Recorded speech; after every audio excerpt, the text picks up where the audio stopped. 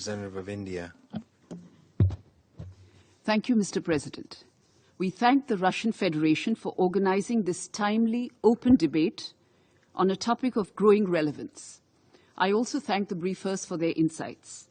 There are two key aspects to the title of today's debate: promoting effective multilateralism and doing it, as the Chair calls it, through the defense of the principles of the UN Charter.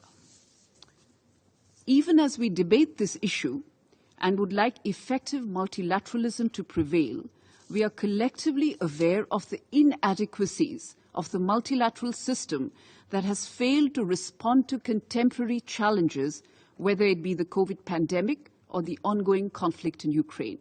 Moreover, significant global challenges such as terrorism, radicalism, climate justice and climate action, disruptive non-state actors, debt and several geopolitical contestations continue to undermine global peace and security. Given this context, today's debate should address three pressing questions. Question 1.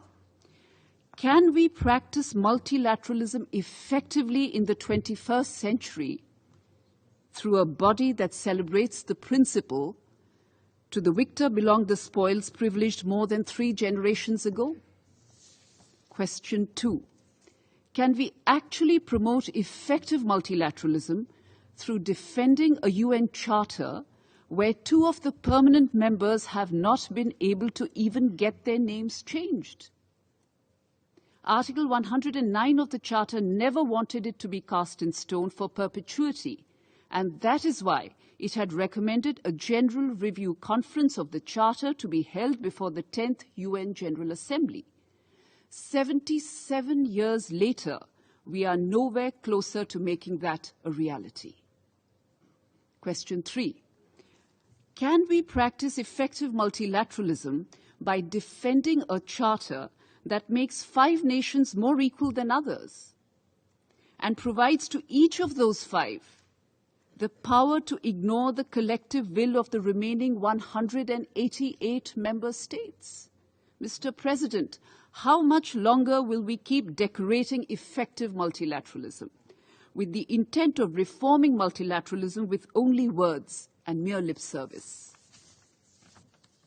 Our starting premise has to be widening the representation of this core institution, the Security Council, to more developing countries for its effectiveness and credibility. If we continue to perpetuate the 1945 anachronistic mindset, we will continue to lose the faith our people have in the United Nations. India was a founding signatory to the UN Charter when it was signed on 26 June 1945 in San Francisco. 77 years later, when we see the world's largest democracy along with entire continents of Africa and Latin America being kept out of global decision-making, we rightly call for a major course correction. In this regard, I am happy to note that the recent report of the UNSC's High-Level Advisory Board on Effective Multilateralism has recognized the inevitability of reform of the Security Council and has called for a renewed effort in that direction. To quote from the report, "The Summit of the Future is an opportunity to reaffirm our common commitment to the UN Charter and announce a Charter Review Conference focused on Security Council reform." Unquote. This past September, the UNGA had heard a similar call for reform from more than 70 global leaders.